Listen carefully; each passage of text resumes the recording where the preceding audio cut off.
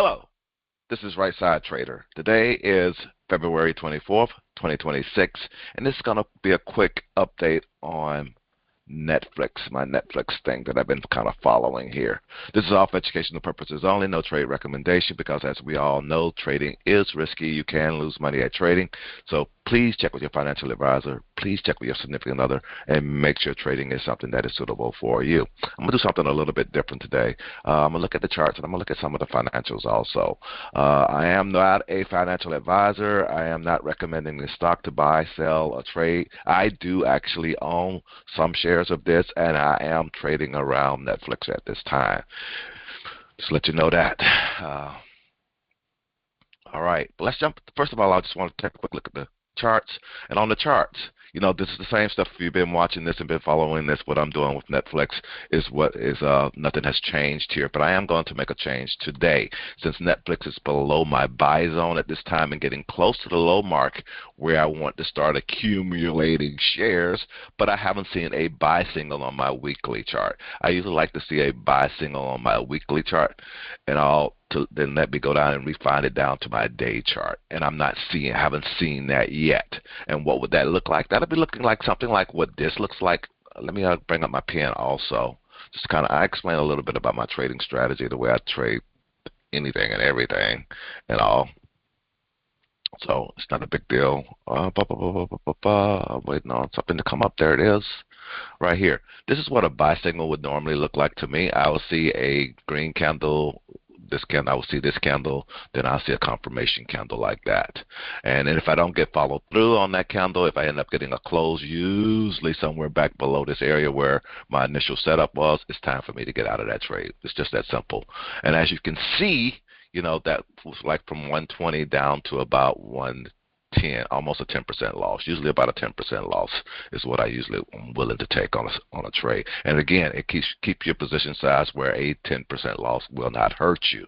You know, that's the key and all. And that's what I usually try to do.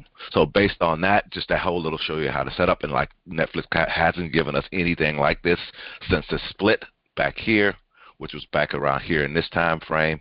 And we're trading, this is the 50, these are the 50 and the 200 on here. That's all these are. As long as we're trading below that, we're in a downward trend. So again, sometimes all based on your trading plan, your trading strategy, you may need this thing to be in an upward trend. You may need it to be above certain moving averages and all.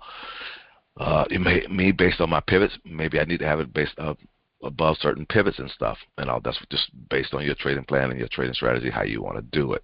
But me, I'm looking just for a buy signal on this particular chart. I will trade below these moving averages and expect it at least to go to those moving averages, because again, I use options once I get into stock. Well, before I get into stocks, I'm using options spread trades, and then once I do get into stock and get up to 100 shares in that stock, I'll start selling naked.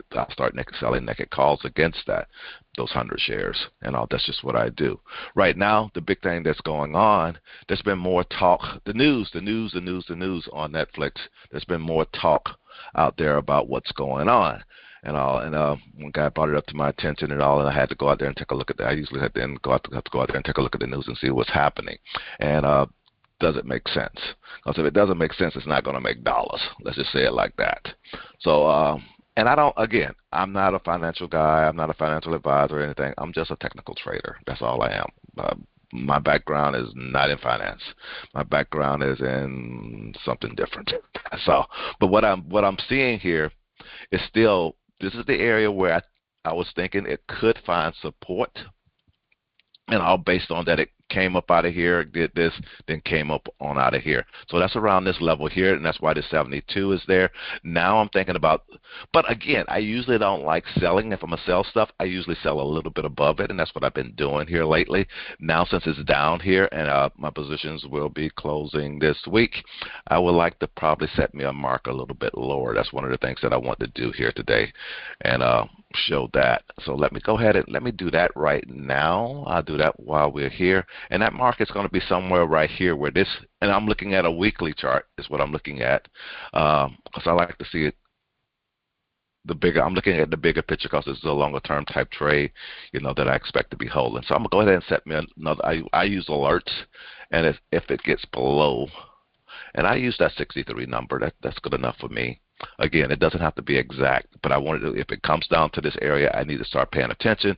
Right now, I can sell maybe just above this area. It also would give me time to, if things start getting close to that area and I feel it's moving too fast, moving to something or whatever, and I can't get out of the trade with a small profit, I can roll it down below this area here, which is just a couple dollars. It's close enough where it won't.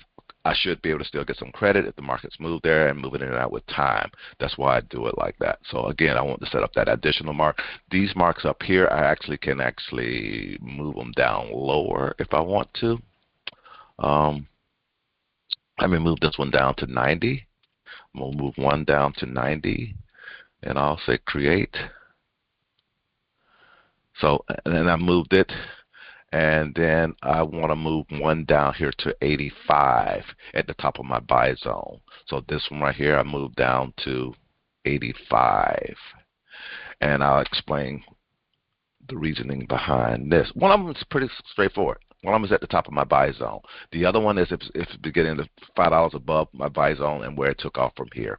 And all. That's just what I just want to know before it gets back there and it wants to start taking off again and all. So my markers have changed. They have moved down, and this is where at this point I want to have at least a couple lots of shares to be selling, because at that point I would like to be making at least selling stuff around those positions. I would like to be making at least $500 a month, and that's not much, but just this one position, that's what I wanted to be bringing me in a month. And also I'll talk about some numbers there, so and I would be okay with that. And if I have to let one go at times to be okay, then I turn around and sell puts.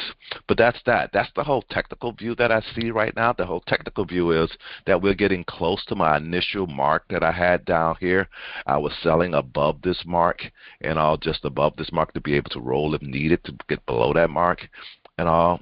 But I see this thing anything can happen. This thing can continue dropping and drop down further. So again, I need to look at where's my next, what I believe could be my next demand zone. And my next demand zone is somewhere down here below 65.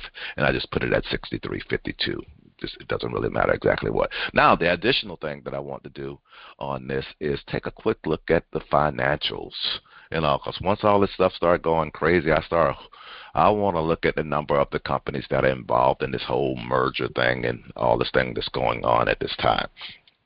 So what I've done here, I like looking at market cap, and I'm looking at Netflix market cap.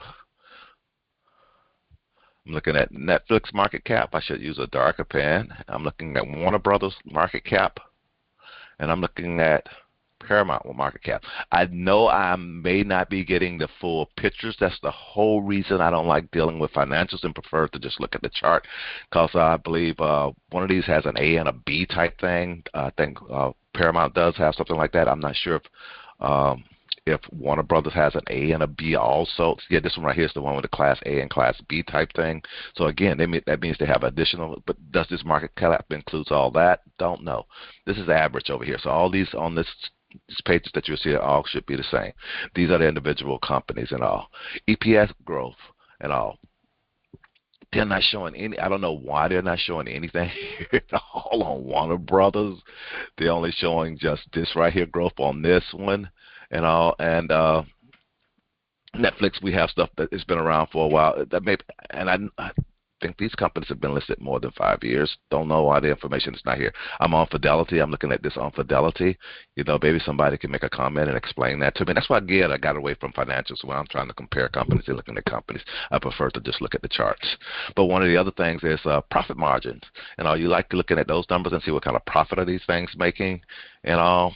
So again, I'm just pointing out what I'm seeing and all, and then returns on equity. You usually want your return on your money to be good and all, what I'm seeing here.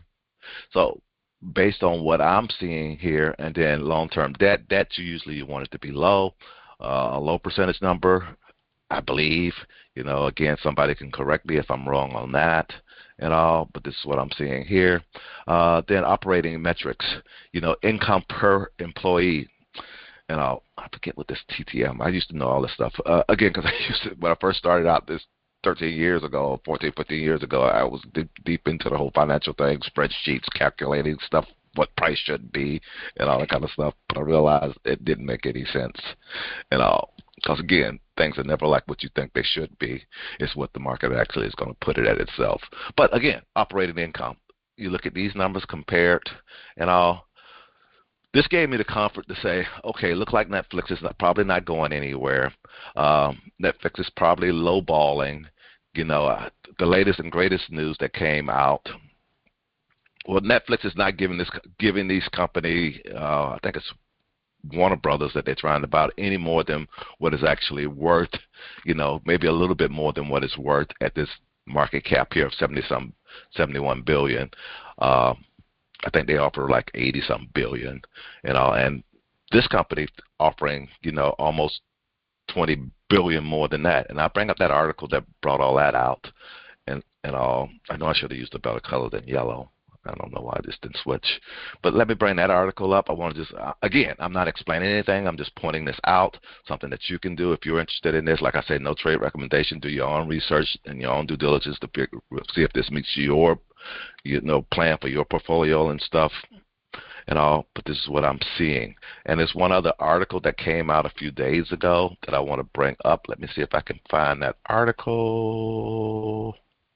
Where was I looking at that at? I was looking at that over here. So I got it. I'm looking at another page right here. I could have clicked through it through links, let me erase all that. Now, right here, Paramount files a proxy material and extend tender offer for Warner Brothers. So Paramount is trying to buy Warner Brothers and Netflix is trying to buy Warner Brothers.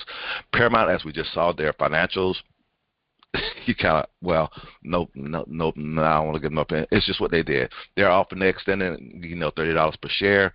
The transaction will be Warner Brothers at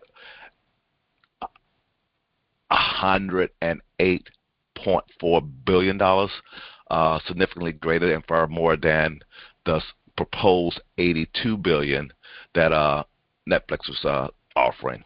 Again, $30 per share. You can read this whole thing right here, blah, blah, blah, blah, blah, blah, blah, and all. It's right here. I can put a link if you would like to get a link to that. If you really would like to get a link to that, edit, copy,